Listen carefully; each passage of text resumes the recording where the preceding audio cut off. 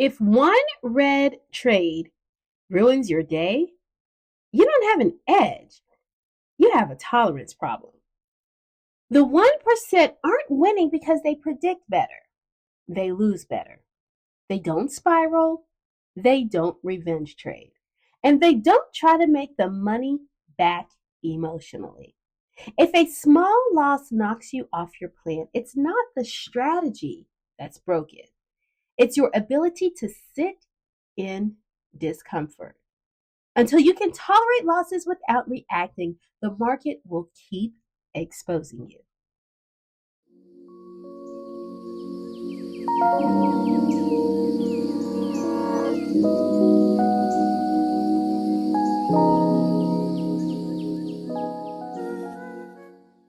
If you've ever noticed how one loss can change everything, your mood, your focus, your discipline, this video is for you. Most traders spend their time chasing better entries and smarter strategies, but very few of them learn how to sit with a loss without unraveling. And that's the difference. This video isn't about avoiding losses. It's about understanding why they hit so hard and how your reaction to them quietly determines your profitability. If you want to know what truly separates consistent traders from everyone else, stay with me, because loss tolerance is the real edge. For example, you experience losses as personal failure, not business expenses. When a trade goes red, it doesn't just feel like money lost. It feels like you messed up. Your chest tightens, your thoughts spiral, and suddenly the loss carries emotional weight far beyond its dollar value.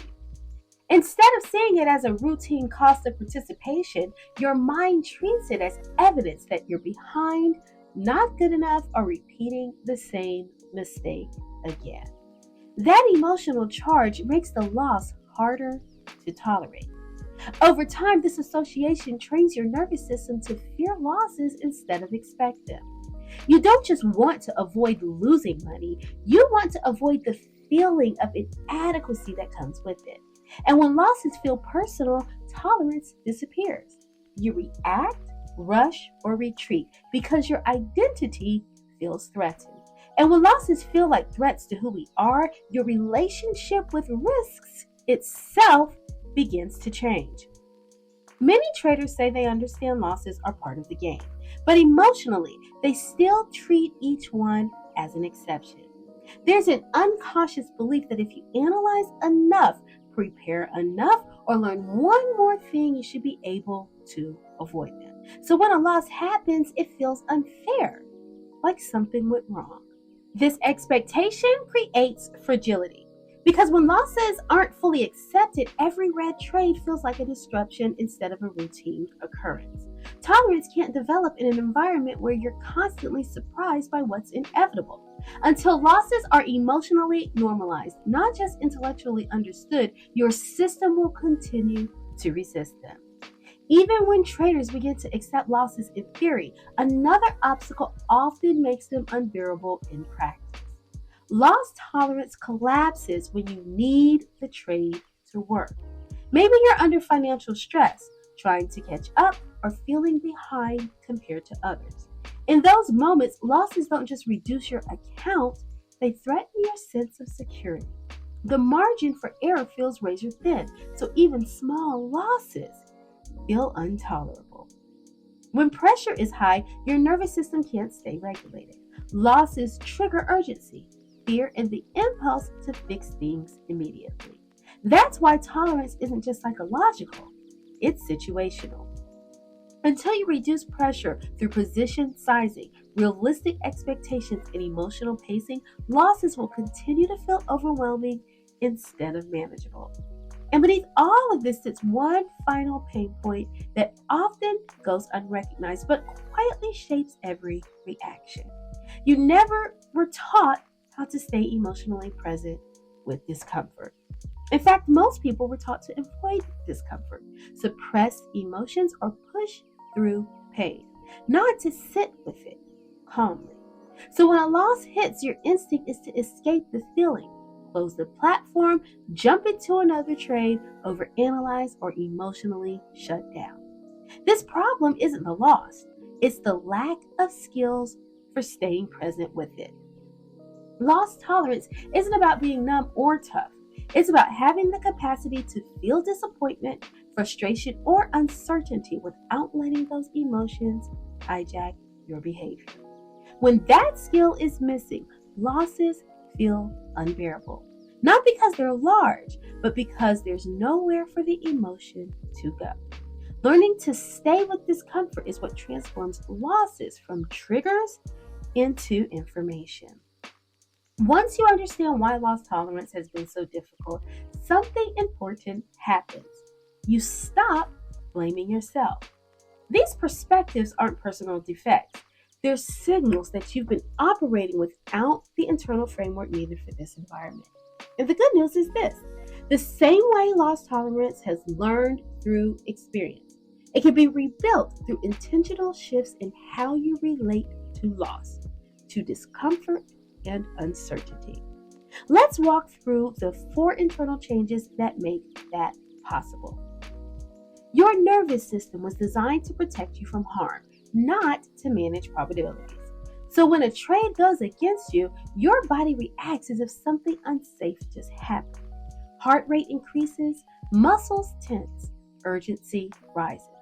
Loss tolerance disappears not because you lack discipline, but because your system is trying to protect you from what it perceives as a threat. The transformation begins when you teach your body that losses are not emergencies. Through smaller risks, consistent routines, and repeated exposure to controlled losses, your nervous system learns that red trades are survivable. Over time, calm replaces panic. Losses stop triggering fight or flight and start registering as data.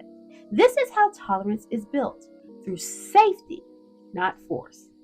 Once the body no longer treats loss as danger, the mind finally has room to change how it interprets what's happening. So psychologically, loss tolerance is fueled by identity attachment. When wins feel like validation and losses feel like failure, your emotional response will always outweigh your logical plan. The mind wants reassurance, and when it doesn't get it, it reacts by overtrading, revenge trading, or shutting down. The shift occurs when you redefine success. Instead of asking, "Did I make money?" you ask, "Did I follow my rules?"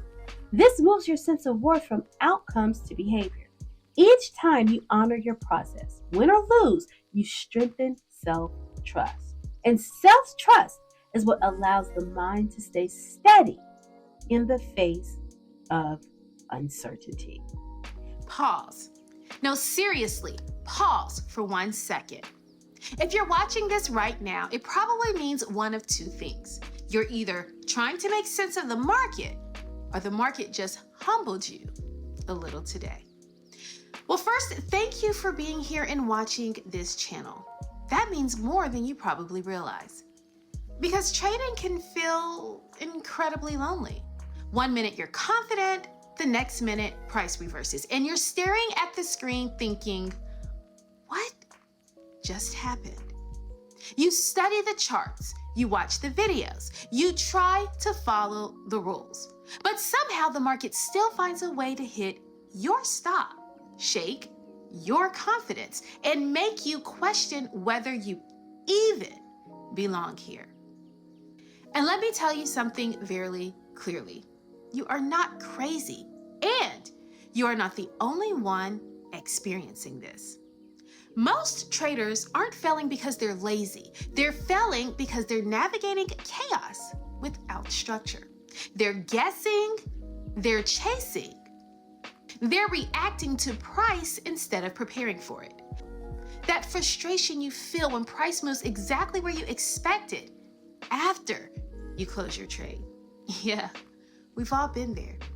That's exactly why I built this community, a place where traders can stop guessing and start trading with clarity, structure, and confidence. Inside our free community, I share the exact SPY levels I'm watching for the next trading day, the same level institutions are paying attention to. Support, resistance, Key areas where decisions actually happen. No fluff, no noise. Just structure that helps you approach the market with freedom and clarity instead of fear and confusion. So if you're serious about becoming a better trader, join our free community using the link in the description. Grab tomorrow's SPY levels, introduce yourself, and let me personally welcome you inside. You don't have to figure this out alone anymore. And if this video helped you even a little, like the video, subscribe to the channel, and I'll see you in the community. But how we interpret loss and worth didn't begin with trading. It was shaped by what we were taught about mistakes, risks, and survival. You see, many Black families teach their children, often out of love and protection, that they cannot afford to fall short. This message didn't come from nowhere. It was shaped by lived experience in a society where mistakes have historically been judged more harshly, opportunities fewer, and second chances harder to come by. Parents and elders learned that excellence wasn't optional. It was a shield. You had to be twice as good, emotionally controlled, and visibly competent just to be treated as equal. Falling short didn't just mean failure. It could mean danger, exclusion, or lost opportunity. That lesson makes sense in a discriminatory world, but it becomes a serious liability in trading. Markets are one of the few environments where losses are not a sign of incompetence. They are a requirement. When you've been raised to believe mistakes are unacceptable, every losing trade feels like a personal threat. Instead of seeing loss as tuition, your nervous system interprets it as proof you're failing at something you were never allowed to fail at in the first place. That pressure makes it incredibly difficult to tolerate drawdowns, follow stops, or stay emotionally neutral. This mindset often shows up as overprotection of ego and capital. You hesitate on entries because being wrong feels too costly. You move stops because taking a loss feels like confirming a fear you were trained to avoid. You overtrade after losses because you're trying to restore a sense of worth of competence as quickly as possible. None of this comes from greed. It comes from survival conditioning. The problem is trading punishes survival-based behavior. It rewards calm repetition, not emotional urgency. Profitability requires a redefinition of what a mistake means. In trading, falling short is not failure, it's feedback. But when your upbringing equated falling short with vulnerability, shame, or danger, your body resists that lesson. You may intellectually understand risk management, yet emotionally rebel against it. This is why many Black talented traders struggle not with knowledge, but with consistency. The internal cost of being wrong sometimes feels too high. The transformation begins when you consciously separate historical survival rules from present day trading rules. Trading is not a courtroom, a job interview, or a hostile environment where your worth is on trial. It is a probabilistic system that demands experimentation, loss, and patience. Giving yourself permission to fall short in this space without self-punishment is not reckless. It's reclamation. It's choosing growth over inherited fear. When that shift happens, trading becomes lighter. Losses stop feeling like indictments. Discipline becomes possible because your nervous system no longer is fighting to protect your identity. And from that place, profitability stops being about proving anything and starts being about executing calmly, one trade at a time. Once survival pressure is released, there's still one final layer that determines whether loss tolerance truly sticks: where you place your trust. Spiritually, loss intolerance often reflects a need for control. When outcomes feel uncertain, the urge to manage, fix, or force results intensifies. Losses then feel like failure or abandonment rather than part of a larger process of growth. The transformation comes from surrender, not resignation, but trust. You prepare diligently, execute faithfully, and release what you cannot control. Losses no longer shake your foundation, they refine it. When trust replaces control, peace replaces urgency. And from that place, loss tolerance becomes natural, not because losses don't matter, but because they no longer define you. Loss tolerance isn't something you're born with. It's something you grow into. And the fact that you've stayed with this conversation tells me you're already doing the work most traders avoid. You're not weak for reacting to losses. You're human. What matters now is that you understand why those reactions happen and that you have the power to reshape them. When you stop fighting losses and start learning from them, trading changes. You no longer rush to make the pain disappear or prove something to the market. You begin to meet losses with steadiness, curiosity, and intention. That's when emotional control stops being a struggle and starts becoming a skill. You are allowed to slow this process down.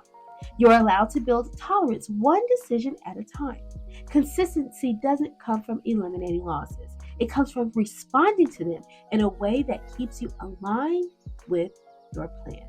Every calm response is a small win, even on red days. This work reaches beyond trading.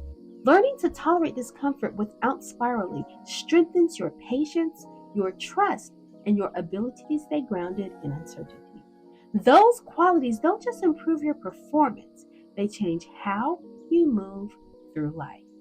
The most powerful traders aren't the ones who never lose. They're the ones who lose without unraveling.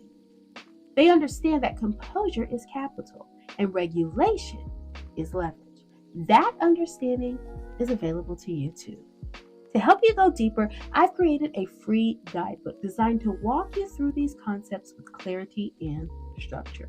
It's not about fixing you. It's about supporting you as you build real tolerance step by step in a way that feels grounded and sustainable. You'll find the guidebook linked in the comments. Take your time with it. Revisit it when losses feel heavy.